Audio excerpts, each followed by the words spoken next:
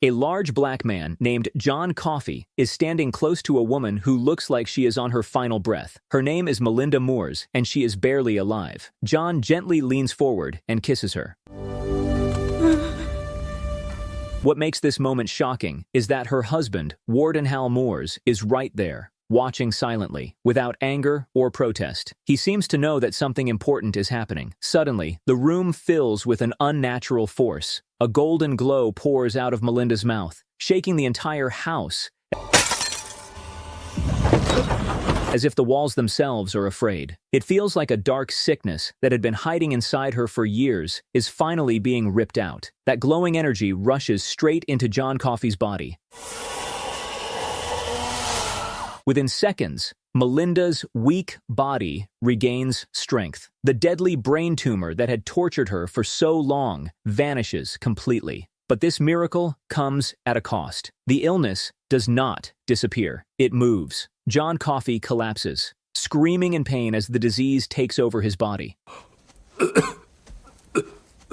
The truth is, John is no monster. He is a gentle soul, almost like a messenger sent to carry away human suffering. Sadly, the world does not see him that way. Instead, he is blamed for terrible crimes and labeled a murderer. John tries again and again to explain himself. I tried to take it back, but no one listens. His words fall into empty ears, and soon he is arrested, locked up, and sentenced to die by execution. On the day he arrives at prison, the guards freeze when they see him. John Coffey is enormous, and his size alone is enough to make grown men nervous.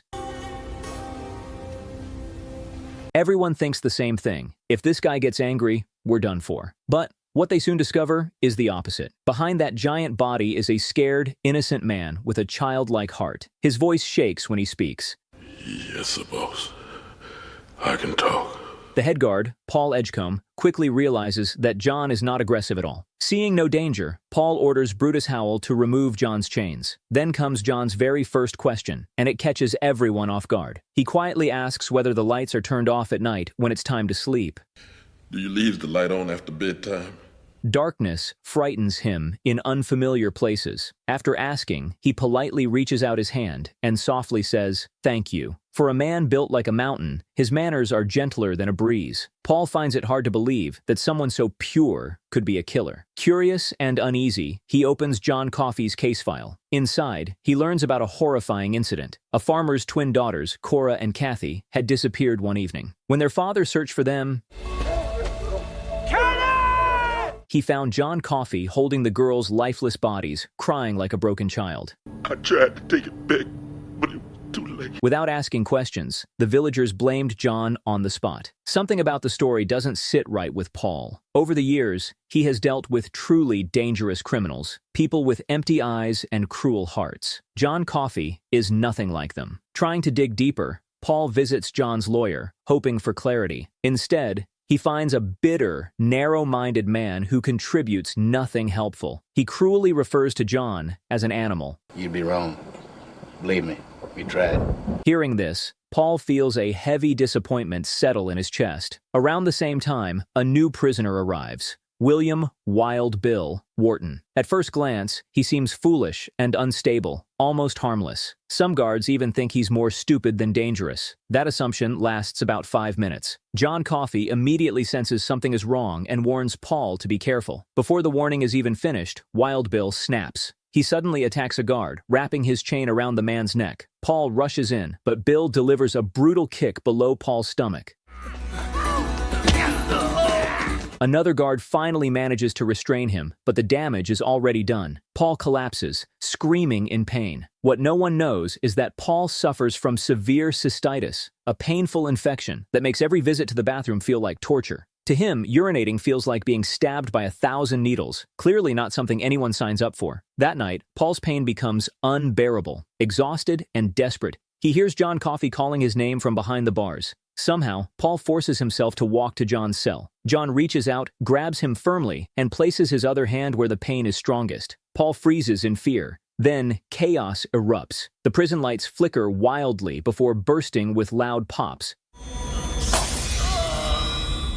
John Coffey releases Paul and begins coughing violently. A dark cloud, like smoke or insects, spills from his mouth and fades into nothing. The prison has never filed a maintenance report for that problem. In that instant, Paul feels it. The pain is gone, completely. Shocked, he asks what John did, but John is too weak to answer and collapses onto his bed. Paul rushes to the bathroom, barely breathing, and for the first time in years, there is no pain, no burning, no fear. He just stands there, stunned, as if life has handed him back something he forgot existed. Relief washes over his face. It feels like a massive weight has been lifted and thrown far away. Grateful beyond words, Paul brings John some bread baked by his wife, Janice. It's not just food, it's gratitude made by hand. John smiles warmly and breaks the bread in half, sharing one piece with the French prisoner across the hall, Edward Delacroix. In a place filled with death, such kindness feels almost unreal. Del's eyes widen in surprise. Moments like this are rare in a death row corridor. Not everyone is pleased. Wild Bill, watching nearby, explodes with rage. He cannot stand seeing a black man treated with respect. He shouts insults, laughs like a lunatic, and throws filthy words at John. When Paul steps in, Wild Bill spits directly in his face. Paul calmly wipes it off. He believes that even condemned men deserve dignity, but Wild Bill only gets worse, spitting at guards, screaming abuse, even pulling down his pants to humiliate them. The entire cell block feels poisoned by his presence. Finally, Paul snaps. He grabs a hose and blasts Wild Bill with a powerful jet of water, slamming him into the wall and knocking him flat. The guards drag the half-conscious man into total darkness, solitary confinement. Yet fear still does not touch Wild Bill. He believes the prison belongs to him. One day, the arrogant officer Percy Wetmore walks past. Protected by family connections, Percy enjoys bullying others. As he nears Wild Bill's cell, Bill suddenly grabs Percy's hand and whispers horrifying, filthy words directly into his ear. Percy's confidence shatters instantly. He trembles, freezes, and wets himself on the spot. For someone who lived by scaring others, this was pure humiliation. After that moment, the truth becomes clear to everyone. John Coffey carries goodness. Wild Bill carries pure darkness. Watching it all, Delacroix smiles quietly, not laughing, not clapping, but relieved. For the first time in a long while, his heart feels lighter, as if justice, even briefly, has shown its face. For a brief time, it felt like the heavy fear and anger choking the prison block had loosened its grip. But no one truly understood how much poison lived inside Percy Wetmore. On the outside, he wore confidence like polished shoes. Inside, he was rotten to the core. Delacroix had one small comfort in that dark place: a tiny mouse named Mr. Jingles. This wasn't just a pet or a trick animal. The mouse behaved with almost human sense, as if he understood Del's loneliness. In a cell where hope rarely entered, that mouse became light itself. Del fed him crumbs, spoke to him like family, and smiled because of him. Mr. Jingles wasn't a distraction. He was a son, and even prison walls couldn't crush a father's love. Percy noticed that smile. The memory of his earlier humiliation burned inside him. To Percy, Del's happiness felt like mockery. One careless second was all it took. Percy lifted his foot and crushed the mouse with a single kick. The tiny body struck the floor and never moved again. Del didn't scream. He didn't fight. He simply broke. The pain on his face was deeper than fear of execution. It was the pain of losing the last thing that made life bearable. He dropped to the floor, hands shaking, head bowed, tears falling freely. It felt as if someone had taken his final connection to the world and crushed it under their heel. Then a deep, gentle voice spoke. John Coffey slowly reached out his massive hand and softly said, "Give him to me. Maybe I can help." Paul remembered the miracle he had witnessed before. He didn't hesitate. He carefully picked up the lifeless mouse and brought him to John. The guard stood frozen, unsure whether to breathe or blink. John cupped the mouse between his palms. The entire block fell silent. No footsteps, no whispers, not even chains rattled. Slowly, the mouse's tail twitched. Then a paw moved. A warm golden glow flashed briefly, and dark smoke spilled from John Coffey's mouth, vanishing like dust in the air. Somewhere, The prison electrician probably felt nervous for no clear reason. Then it happened. Mr. Jingles jumped to life and ran straight back to Dell. Dell grabbed him, sobbing openly, holding him close as if afraid the world might steal him again. Every guard stood stunned. None of them had ever seen life return inside a place built for death. A silent question echoed in every mind. How could a man capable of this ever be a killer? Time moved forward, unwilling to wait. The day came when Delacroix was scheduled for execution. He was to die in the electric chair. Before leaving his cell, he placed Mr. Jingles into John Coffey's hands, trusting that the mouse would live on happily even after he was gone. But fate had no mercy left to give. That same day, the task of carrying out the execution fell to Percy Wetmore. By regulation, a wet sponge must be placed on the prisoner's head so death comes quickly. It reduces pain. It shortens suffering. Percy knew this very well and chose otherwise. He placed the sponge on Dell's head dry. When the switch was thrown, Dell's screams ripped through the room. Electricity tore through his body. The walls trembled. The guards went pale, unable to look away. Dell burned alive. Fire danced across his skin. His body twisted violently, and his eyes searched desperately for Percy, wanting him to see what he had done. Paul understood instantly. This was revenge. Death did not come quickly that day. It came slowly, painfully, cruelly. Turning off the power wouldn't have helped. Dell was trapped between living and dying, suffering beyond imagination. Sparks flew. Flesh burned.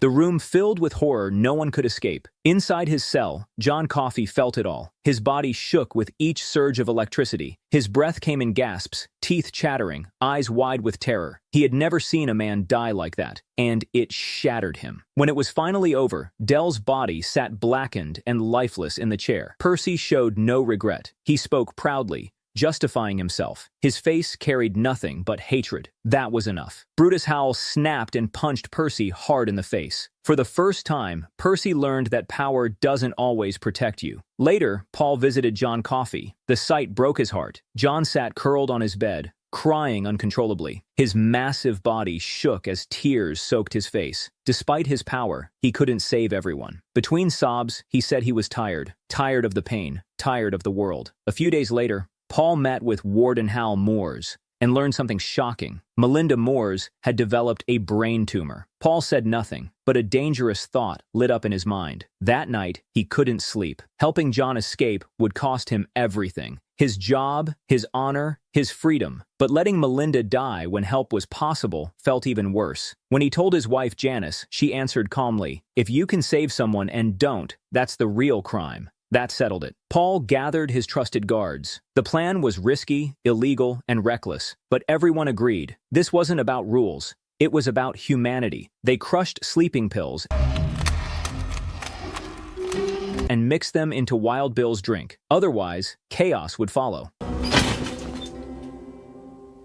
Percy was quietly locked into isolation as well, his screams trapped behind iron walls. John Coffey came without questions. He seemed to already know. There was peace in his eyes. As he stepped outside the prison, he looked up at the stars and smiled, breathing in the night air like it was his first taste of life. When they passed beyond the prison walls, John stopped. He inhaled deeply, feeling the wind, the trees, the open sky. It was as if the world itself was greeting him. Under the silent stars, Paul drove toward Hal Moore's house. As they arrived, a light flickered on inside, and hurried footsteps echoed behind the door. Something important was about to happen. When the warden opened the door and saw a giant man like John Coffey, panic took over. His hand flew to his gun, fear and suspicion written plainly on his face. But John didn't react at all. He didn't walk in like a threat. He moved with the calm of someone who had no fear left. It was as if an invisible pull was guiding him toward the sick woman. The house felt heavy. The air carried the smell of illness, thick and suffocating, as if the walls themselves were groaning with Melinda's pain. John sat beside her bed, gently held her head, and closed his eyes. Then it happened again. A warm golden light flowed from Melinda's mouth. The floor trembled softly. The air pressed down, and then everything went quiet. John drew the sickness into himself, But this time, the darkness did not leave him. No black smoke escaped. Instead, John collapsed. His body hit the floor hard. He coughed violently, gasping for air, each breath sounding like a storm tearing through his chest. It was clear. This pain was worse than before. Meanwhile, Melinda slowly opened her eyes. Her breathing was steady. Her face was peaceful. The sickness was gone. When she looked at John, recognition filled her eyes, like she had seen him before in a forgotten dream. She removed the chain from her neck and gently placed it around his, saying it would keep him safe. Paul and the others, drained and shaken, lifted John and headed back to the prison. No one spoke. Each man wrestled with what he had just witnessed. It felt less like a crime had been committed, and more like a miracle had passed through their hands. Back at the prison, the first thing they did was pull Percy out of isolation. He was burning with rage, humiliation twisting his face. Revenge was already alive in his eyes. Before anyone could react, John Coffey reached out and grabbed Percy by the throat. Time seemed to freeze. John's eyes glowed faintly. Then he let go. Percy staggered back, his eyes clouded over, his thoughts shattered. He moved like a broken machine, turning slowly toward Wild Bill's cell. Wild Bill was just waking up from his drugged sleep. As soon as he saw Percy, he started screaming insults. Normally, that would have been his last mistake, but this time, it truly was. Percy raised his gun and fired. The shots echoed through the block. Wild Bill fell, his scream cut short. Silence crashed down like a wall. Everyone understood. Whatever darkness John had absorbed had passed into Percy. The guards tackled Percy and took the gun. His body shook uncontrollably. Then something horrifying happened. Black smoke poured from Percy's mouth, writhing like insects, before vanishing into the air. No one spoke. Paul stepped toward John, shaking. He asked why he had done it. John didn't answer. He only took Paul's hand. In that moment, everything changed. Paul's vision exploded with truth. He saw the forest, the flowers crushed underfoot, the terrified screams of the twin girls. He saw blood, panic, and death. And through it all, John Coffey was nowhere near the crime. He had only found the girls afterward holding them and crying. The real killer had been Wild Bill. Paul collapsed, sobbing. Rage and grief burned inside him. John Coffey was innocent, pure, and the world had chosen to kill him anyway. Wild Bill was dead. Percy was ruined, his mind destroyed.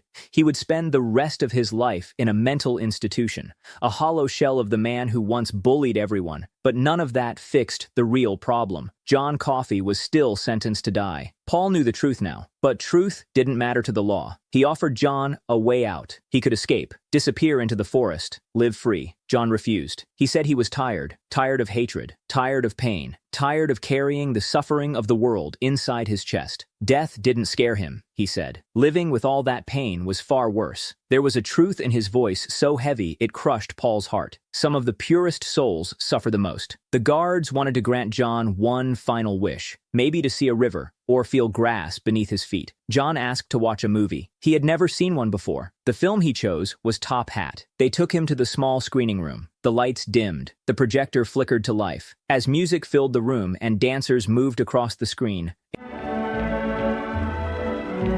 a childlike joy spread across John's face. He smiled, soft, bright, and peaceful. For once the prison forgot it was a prison. When the film ended, no one spoke. That smile had pushed the darkness out of the room. Then the execution day came. The guards walked slowly, eyes red, hearts heavy. They had escorted criminals to death before, but never an innocent man. John, meanwhile, cracked small jokes, patted their hands, and told them not to cry. Somehow, he was comforting them. In the execution room, people stared with hatred, convinced a monster sat before them. John felt it and whispered, "This is the world." Before the execution, Paul moved to place the black hood over John's face. John stopped him. "Boss, please don't. I'm afraid of the dark. I want to see the light." Please, boss. I was afraid of the dark.